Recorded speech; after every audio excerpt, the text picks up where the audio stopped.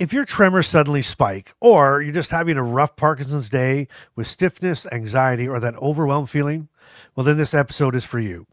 I'm going to walk you through 5 surprising techniques that you can use right in the middle of that bad moment to help calm things down and calm them down fast. And these aren't the same techniques that you've heard anywhere else. These are brand new, and some of them are going to absolutely surprise you. Welcome to Living with Parkinson's. The good, the bad, and the reality. Real talk, real life, real community with Bryce Perry. Let's begin. Well, welcome back, friends. Now, if you're new here, my name is Bryce, and this is Living with Parkinson's, the good, the bad, and the reality. And this is where we tell the truth about living with Parkinson's. We share real stories, and we make sure that nobody ever feels that they're doing this alone. And a great big welcome to all the new subscribers who joined up this week. And there were a lot of you. Now, if you're watching for the first time, drop a "Doing Life Today" in the comments so that I can say a special hello to you. Okay, tremor spikes. Those lovely little surprise moments when your body just goes you know what? Let's just make this harder, right? And they never happen when the pressure's low. It's always when you're holding on to something or you're signing something or just pretending to be a calm adult in society.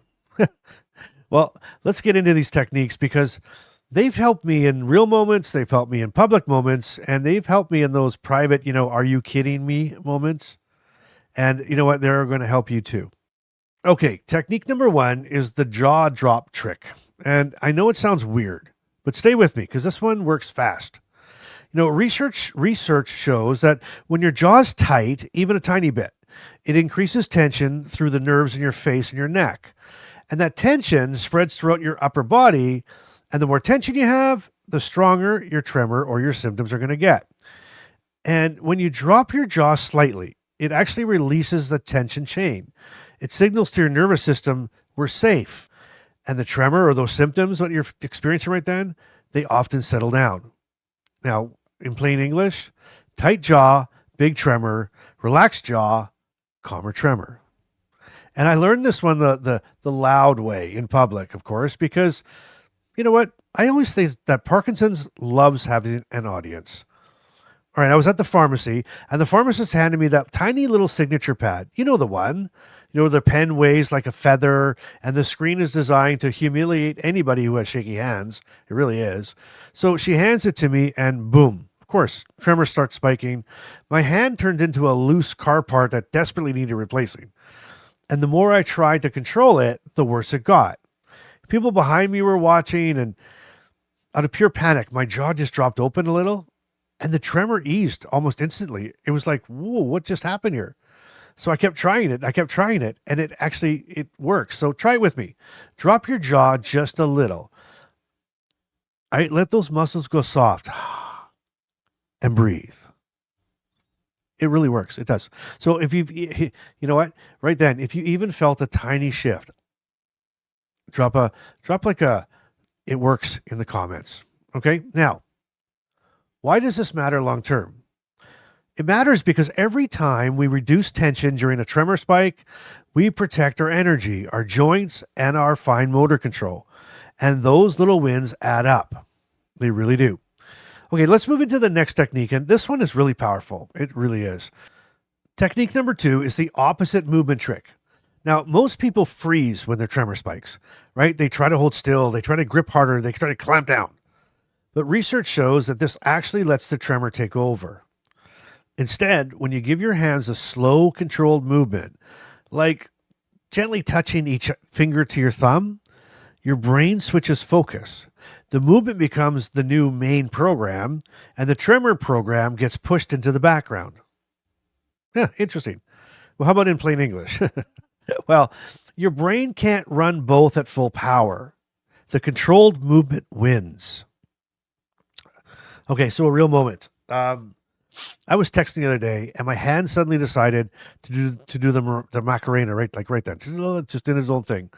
I couldn't hit a single letter, so I stopped fighting it, and I tapped my fingers slowly, thumb to index, thumb to middle, and within seconds, the tremor eased enough for me to finish the message without autocorrect turning it into a crime scene. Been there? Hashtag crime scene in the comments. But try that. That one works. So when you start, your tremor or any symptom starting to get out of control, just start doing that. Okay. And how about a solo spotlight right here? If you're doing Parkinson's alone, this is your moment. You don't have someone at home noticing your tremor spike. You don't have someone to hand something to you. But this technique, you can use it anywhere, anytime without needing help. It's something that gives you back a piece of control. So if you're solo today, drop a heart in the comments and let me know. Okay. So which one hits harder so far? Drop a 1 or 2 in the comments, just so we know we're not alone. And moving on, and the next one, this might be the most practical one of all. Technique number 3 is the weighted object trick. Research shows that when you add a small amount of weight, even the weight of a mug, like a coffee cup or a phone or a water glass, it gives your nervous system something steady to organize around. It changes the rhythm of the tremor just enough to help it settle. Okay, plain English? A little weight gives your brain something to hold on to. And this happened to me this week. It was my son's 31st birthday. Yes, I know. I don't look old enough to have a 31-year-old son, and please continue to keep telling me that in the comments. But anyway, we were at dinner and the server handed me the debit machine. And right on cue, tremor spike, right? And a big one. And the kind where the machine starts wobbling and you're praying you don't accidentally launch it into the next table. It's like, oh my gosh, this can't be happening. So I grabbed my glass and I held it for a second. Just a little bit of weight and boom, my tremor eased enough for me to slide my card in without turning it into a magic trick. So if you ever had a public tremor spike like that, drop a "been there, Bryce" in the comments and let us know about it. Tell everybody about it, because the whole part of this channel, this community, is to everybody to realize that we're not alone. And these things aren't unique to us. And people read the comments. So somebody will be scanning the comments today and they'll read something you put in there and they'll be able to relate to it and it's going to help them. So you be that person today. Okay. On to the next technique. And this one works shockingly fast. Technique number 4 is the temperature reset. Research shows that cold sensations activate a different set of nerves that compete with the tremor signal. Your brain can only focus on one thing at a time, and temperature grabs the spotlight. Plain English, cold takes over, tremor backs off. So, touch a cold glass of water, a bottle, the fridge door, the metal railing, whatever's nearby.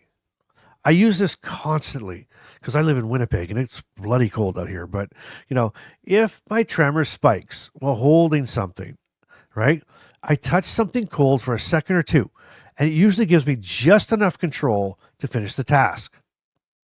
Oh, so if that's new to you, drop freezing in the comments or move to Winnipeg. No, don't do that. Okay, final technique. And this one is hilarious, but it works. Technique number 5 is the visual fixation trick. Okay, so research shows that when your eyes lock onto something, one still object, it helps calm down the part of your brain that gets overwhelmed during a tremor spike. Your brain resyncs your body to the stillness that you're seeing. Plain English? Find one thing, stare at it, and your brain will follow. So I once stared so intensely at a salt shaker in a restaurant that the server probably thought I was trying to season my food with my mind.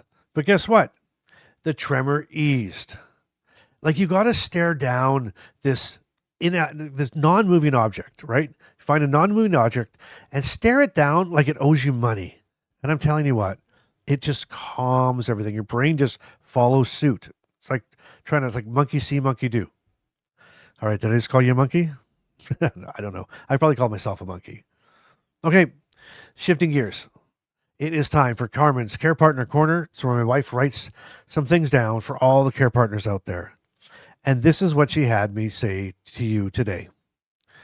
When your tremor suddenly spikes, we see everything that you're trying to hide. We see the frustration. We see the embarrassment.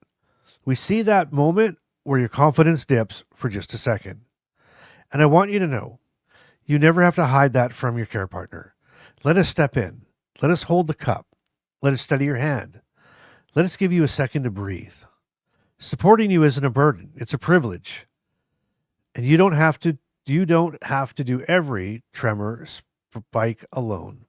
Wow, that was really good, Carmen. Thank you for that. And if you felt that, drop a big heart in the comments for all the care partners out there. Okay, so that's it. Those are the 5 surprising techniques that you can try the next time your tremor spikes or you're just having one of those off, overwhelming Parkinson days. Draw, drop to release tension. Opposite movement to give your brain a new job. A little bit of weight to stabilize the chaos. Cold to override the signal. And fixation to anchor your brain. And no, they won't fix Parkinson's, but they give you a moment of control in a moment where Parkinson's tries to take it away. And some days, that's everything. Which one are you going to try first? Drop a number in the comments, 1 through 5, and let me know. And thank you for joining me today. But if you made it this far, you've unlocked the Bryce-ism of the episode. And here it is. Here is your Bryce-ism for today. With Parkinson's, a tremor spike can sometimes feel like there's a tiny intern inside your arm who just drank 6 espressos, panicked, and started pressing random buttons like he's trying to reboot your entire nervous system. Buddy, it's time to go home. Little jaw drop. All right. Hit that like button and share this with somebody who might need to hear this today. And again, just let me know which one you're trying first. Some of the stuff could sound crazy, but it actually works. It really does. And before you go, if you're not in the inner circle yet, now is the time, right? Next week, we're recording our big beach band interview episode. The Inner Circle members get to join the live virtual studio audience, the full behind-the-scenes experience. It's like the VIP experience, right along with me. And our Inner Circle call will be coming up really soon as well. So it's just a call with me, and we get to just talk and do life together.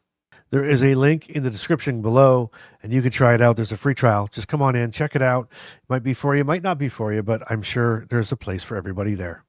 And until next time, you keep showing up, you keep being real, and you keep doing life today. We'll see you next episode. Parkinson's may be part of your life, but it doesn't get to define it. Thanks for listening to Living with Parkinson's, the good, the bad, and the reality. If this episode moved you, helped you, or reminded you you're not alone, share it with someone who needs to hear it. Want to go deeper? The Inner Circle is waiting. Monthly Zoom calls, 24/7 community, and a direct line to Bryce. You'll find the link in the show notes. Until next time, keep showing up and keep doing life today.